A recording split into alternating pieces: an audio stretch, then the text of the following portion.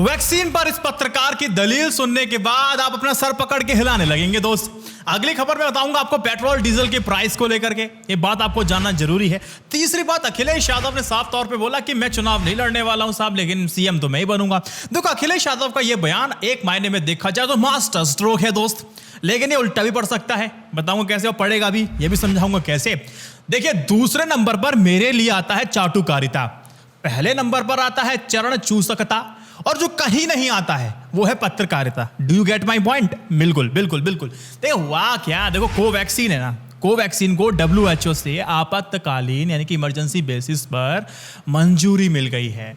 WHO से इजाजत मिलने के बाद कोवैक्सीन भारत की पहली वैक्सीन बन गई है जिसका इस्तेमाल दुनिया भर में किया जा सकता है। लेकिन देखिए जनाब, आप ना ट्विटर प्रोफाइल को देखिए, इन मोहतरमा को देखिए, इन्होंने जो मट्टी पलीत कराई है वो किसी ने नहीं कराई होगी। ये जर्नलिस्ट हैं, पॉलिटिकल एडिटर हैं, किस चैनल में है? अंग्रेजी न्यूज चैनल। कौन सा चैनल? CNN न्यूज 18 रिपोर्टिंग करती हैं पॉलिटिक्स एंड गवर्नमेंट पर। रामनाथ गोयन का एक्सीलेंस इन जर्नलिज्म यानी कि पॉलिटिक्स और गवर्नमेंट पे इन्होंने पत्रकारिता की और 2012 में इनको पुरस्कृत किया गया। अब देखिए, इन मैडम का कहना था इस फोटो को साझा करने की बात कि इस मीटिंग के बाद ही कोवैक्सीन को इजाजत मिलनी ही थी क्योंकि मोदी जी ने इस डील को जाकर के फिक्स किया था। अरे सा मैडम, अगर ये नहीं जाकर के मिलते तो क्या अप्रूवल नहीं मिलता क्या? ये कमेंट वाकई पत्रकारिता का कई लहजों में देखा जाए तो आपत्तिजनक बात है। कमाल की बात मैं आपको बताता हूं। देखिए, खुद ये जो भ्रमित करने वाली जो बात है ना, इसको खुद फैक्ट चेक किया है WHO की डायरेक्टर ऑफ कम्युनिकेशन गैबी स्टेरन ने। उन्होंने साफ तौर पे कहा कि मोहतरमा जी, जो आप कह रही हैं वो पूर्ण रूप से तथ्यात्मक रूप से भी गलत है। देखो, वैक्सीन को अप्रूवल देने के लिए कई सारी स्टेजेस होती हैं। वैक्सीन को अप्रूवल देने के लिए टेक्निकल एक्सपर्ट्स की टीम बैठती है जो अलग अलग डेटा जो कंपनी ने प्रोवाइड किया उसको एनालाइज करती है, उसके एफिकेसी को जांचती है, फिर उसको एनालाइज करती है, अप्रूवल करती है, कई स्टेज से गुजरता है, तब जाकर अप्रूवल दिया जाता है क्योंकि सवाल यहां पर सुरक्षा का होता है।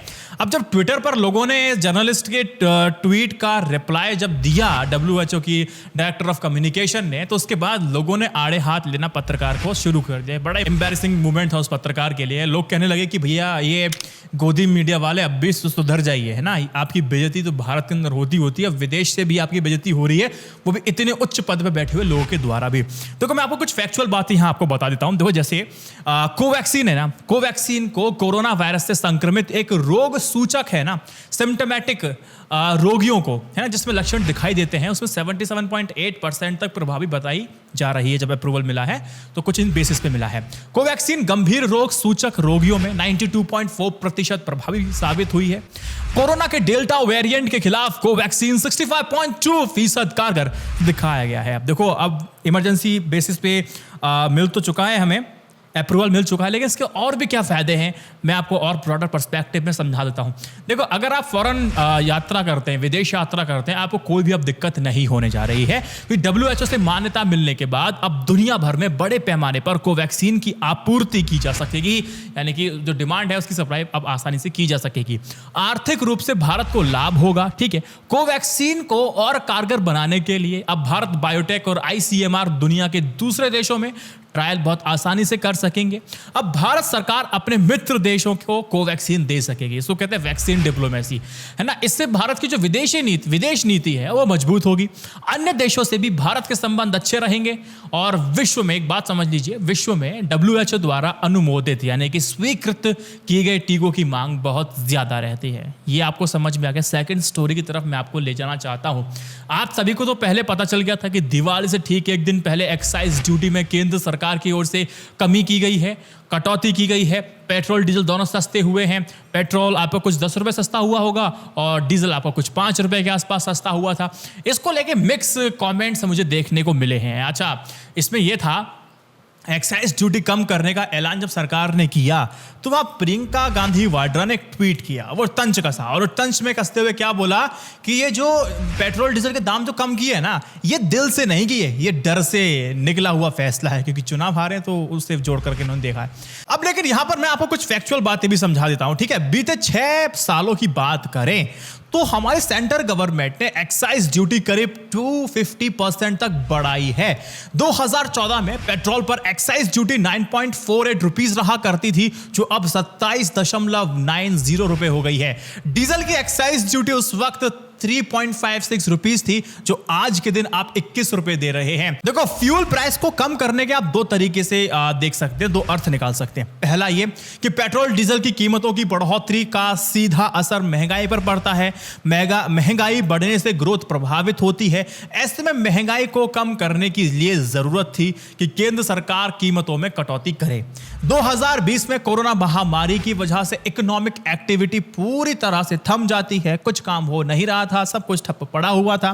तो पेट्रोल डीजल की भी खपत सिंपल तौर पे घट नहीं थी। तो पेट्रोल डीजल की जो खपत थी वो घट करके 35% के करीब रह गई थी। इसका मतलब यह हुआ कि सरकार के पास रेवेन्यू बहुत कम आ रहा था। तो ऐसे में सरकार को तो पैसा चाहिए ताकि देश के अंदर विकास हो। तो ऐसे में सरकार ने पेट्रोल डीजल के दाम कम करने की जगह एक्साइज ड्यूटी को लगातार बढ़ाते रहे। क्रूड ऑयल के दाम चले गए नीचे, लेकिन फिर भी वो उसको लगातार बढ़ाते रहे ताकि रेवेन्यू को बढ़ाया जा सके। भारत की अर्थव्यवस्था सुधर रही है, ट्रैक पे लौट रही है, रेवेन्यू बढ़ रहा है, सरकार अपनी योजनाओं को आसानी से चलाने की स्थिति में। इसलिए अब दाम कम करने से सरकार को कोई खास असर नहीं पड़ेगा, इसलिए सरकार ने दाम कम कर दिए। इस पर्सपेक्टिव से आप भी इस चीज को ले सकते हैं। लेकिन इसको हम इलेक्शन के साथ जगह जोड़ें, देखो 2022 में उत्तर प्रदेश, पंजाब, उत्तराखंड, मणिपुर, गोवा चुनाव होने वाले हैं। अब गुजरात और हिमाचल प्रदेश में साल के आखिर में चुनाव होंगे, समझ रहे हैं। ऐसे में कुछ लोग या कुछ पॉलिटिकल पंडित या फिर एनालिस्ट ये कहते हैं कि सरकार ने इन चुनावों को मद्देनजर ध्यान में रखते हुए ये फैसला लिया है। देखिए, राष्ट्रीय जनता दल के एक सुप्रीमो है लालू प्रसाद यादव। देखिए, इन्होंने क्या बोला है कि विधानसभा चुनाव के बाद सरकार फिर से पेट्रोल डीजल के दाम बढ़ा देगी, है ना। ये सिर्फ टेम्पररी बेसिस पे है। सरकार दाम बढ़ा देगी, चुनाव खत्म तो पेट्रोल के डीजल के दाम बढ़ जाएंगे। बीते सालों में हुए चुनाव पे नजर डालें तो फ्यूल प्राइस का और इलेक्शन का कुछ कनेक्शन आपको नजर आता है। हिमाचल प्रदेश में आपने देखा कि कैसे चुनाव हार जाते हैं। एक महंगाई सबसे बड़ा वजह रही थी, और मैं आपको बताऊं महंगाई सबसे बड़ी वजह हर चुनाव में रहती है। शीला दीक्षित सीएम पद से क्यों हट गई थी, हार गई थी? वो इसीलिए क्योंकि प्याज महंगा हो गया था। तो प्याज भी सत्ता गिरा देता है। अब देख, क्या पेट्रोल डीजल के दाम कम होने से महंगाई कम होगी? देखिए, पेट्रोल डीजल के दाम जनता को कई तरह से प्रभावित करते हैं। जिन लोगों के अपने पर्सनल व्हीकल हैं, उनके मंथली बजट पर इसका सिंपल सा असर पड़ता है। पब्लिक ट्रांसपोर्टेशन की जो कॉस्ट है वो सिंपल बढ़ जाती है। इसके अलावा जो कंपनियां हैं वो लॉजिस्टिक्स और ट्रांसपोर्ट के बिजनेस में हैं, वो किराए में बढ़ोतरी कर देती हैं। अल्टीमेटली पड़ती है और मेरे आपके सिर पे है। तो किराए बढ़ने से सीधा खास जो आपका असर पड़ता है वो आप खाने पीने, रहने, सोने, धोने सब में पड़ता है, सीधा असर पड़ता है। जिन्हें रोजाना देश के एक हिस्से से दूसरे हिस्से में ट्रकों से ट्रांसपोर्ट किया जाता है। देखो, पेट्रोल डीजल के दाम कम हो गए हैं तो महंगाई कम होने की थोड़े आसार बढ़ जाते हैं। कीमतें घटने से किसानों को सबसे ज्यादा फायदा होने जा रहा है फिलहाल, क्योंकि जल्द ही रबी फसल की बुआई होने वाली है। दूसरी स्टोरी सिंपल यहां खत्म। तीसरी स्टोरी में बात कर रहा हूं अखिलेश यादव वाली। यूपी में विधायक का चुनाव ना लड़ने का फैसला समाजवादी पार्टी के अध्यक्ष और पूर्व मुख्यमंत्री अखिलेश यादव की सोची समझी रणनीति का हिस्सा है, या इस फैसले के पीछे कोई तात्कालिक कारण है? क्या पश्चिम बंगाल में हुए विधानसभा चुनावों में ममता बनर्जी की हार के चलते समाजवादी पार्टी के मुखिया डर गए हैं, या फिर वहां से कुछ सबक ले लिया है, या बीजेपी के चक्रव्यूह में फंसने के बजाय उसे अवॉइड करना ये ज्यादा समझदारी समझ रहे हैं? इसको मैं कुछ पॉइंट्स में आपको समझाना चाहता हूं। देखिए, सिंपल सी बात यह है दोस्त, एक ट्रेंड लगातार चलता आ रहा है। आपने देखा हुआ कि जितने भी सीएम कैंडिडेट हैं और बड़े बड़े जो नेता हैं, वो राज्य विधानसभाओं का चुनाव नहीं लड़ते हैं। वो सीधे विधान परिषद के रास्ते विधायिका में पहुंच जाते हैं।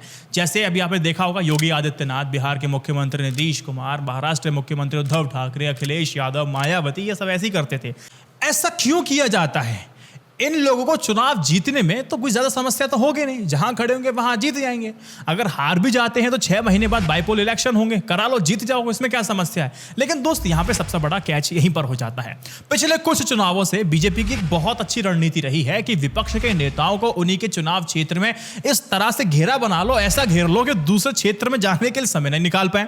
तो ममता बनर्जी ने कुछ ऐसा ही खेल खेला था। देखो, शुभेंदु अधिकारी को अपनी कॉन्स्टिट्यूएंसी से फंसाए रखा। उनको पता है कि मैं 6 महीने बाद वैसे भी चुनाव जीत जाऊंगी, बाईपोल इलेक्शन। लेकिन शुभेंदु अधिकारी ने जब बोला कि भैया मेरी इज्जत की बात आ गई तो इस तरह से घेर लिया उनको और कहा कि हम आपको तो मैं जाने नहीं दूंगी। शुभेंदु अधिकारी अगर वहाँ उनको लगता कि एक तरफा मुकाबला है तो क्या होता ना, उनका 50 सीटों पर अच्छा खासा दबाव था, तो ममता बनर्जी ने उनको वहीं फंसाया रखा और 50 सीटों को ममता बनर्जी की टीएमसी जीत करके ले गई। तो ऐसे ही अखिलेश यादव को पता है कि अगर मैं लड़ूंगा तो बीजेपी वाले यही काम करेंगे, इसलिए अखिलेश जानते हैं कि अगर वो चुनाव लड़ते हैं तो बीजेपी वही रणनीति अपनाएगी जो ममता बनर्जी अपना चुकी है और बीजेपी जो हमेशा से अपनाती है ना। अब उत्तर प्रदेश में कितनी सीटें हैं? 400 विधानसभा सीटों पर हजारों किलोमीटर यात्राएं करनी पड़ती हैं, भैया प्रभावित तो होंगी। ऐसे में अगर किसी नेता को अपने विधानसभा में सिमट कर ही रह जाता है तो उसकी पार्टी के लिए खतरनाक सिंपल सा है, साबित हो जाएगा, ये बिल्कुल तय है। अब बीजेपी की यही तो रणनीति होती है। लेकिन समाजवादी पार्टी का ना एक बड़ा मुस्लिम चेहरा जो थे आजम खान, वो इस समय जेल में है। अब यहाँ पर अखिलेश यादव को अकेले ही फ्रंट लाइन पे आकर खेलना पड़ेगा, संभल के खेलना पड़ेगा। अगर अखिलेश यादव अपनी विधानसभा में उलझ जाते हैं तो ये काम बड़ा ही मुश्किल हो जाएगा। देखो मुझे अब सुनने में क्या है कि यहाँ से अब दाव पलट सकता है। सुनने में यह आया है कि खबर मिलती है कि बीजेपी चाहती है कि इस बार चुनावों में CM Yogi Adityanath, deputy chief minister आपके केशव प्रसाद मौर्य, दिनेश शर्मा समेत सभी जो बड़े बड़े नेता हैं विधानसभा का चुनाव लड़ें इस बार। अब कहा जा रहा है कि सीएम योगी आदित्यनाथ का गोरखपुर की किसी भी सीट से चुनाव लड़ने का फैसला ले सकते हैं। ऐसे में बहुत हद तक ये बात संभव समझिए कि अखिलेश यादव के चुनाव ना लड़ने के फैसले को बीजेपी मुद्दा बना सकती है और बार बार उस चीज को उकेरेगी, उसको उठाएगी। देखो बीजेपी आम जनता के बीच इसे चुनाव के पहले हार स्वीकार करने की बात कह सकती है, ठीक है। इसीलिए अखिलेश यादव का ये फैसला उनके लिए भी उल्टा पड़ सकता है कि इस तरह से भी पॉलिटिकल पंडित्स ने इसका एनालाइज किया है चीज़ों को। अंतिम खबर मैं आपको बता देता हूं और बहुत ज़्यादा लंबा नहीं खींचूंगा। देखो कि अभी नोटबंदी के पूरे 5 साल हो गए, तालियां तालियां तालियां। कैश का इस्तेमाल बढ़ चुका है, लोगों के पास मौजूदा करेंसी ऑल टाइम हाई है सर, हाई। 8 अक्टूबर 2021 को समाप्त पखवाड़े में लोगों के पास करेंसी 28.30 लाख करोड़ रुपए के रिकॉर्ड हाई स्तर पर है। 4 नवंबर 2016 को 17.97 लाख करोड़ रुपए के स्तर से 57.48% या 10.33 लाख करोड़ रुपए से ज्यादा है। तो खेल समझ में आ रहा है कि मैं आपको किस तरह समझाने की कोशिश कर रहा हूं। अगर कोई सुझाव अगर आपका है तो मुझे बताइएगा कि क्या मुझे और सुधार करना चाहिए, आपको और सरल भाषा में समझाना चाहिए। सारे आपके कमेंट्स जो होंगे मैं पढ़ता हूं, जो सुझाव है वो जरूर बताइएगा। वीडियो को 3 व्हाट्सएप ग्रुप में शेयर कीजिएगा। जय Hind, Vande Mataram, stay updated, stay educated, सत्यमेव जयते। नमस्कार।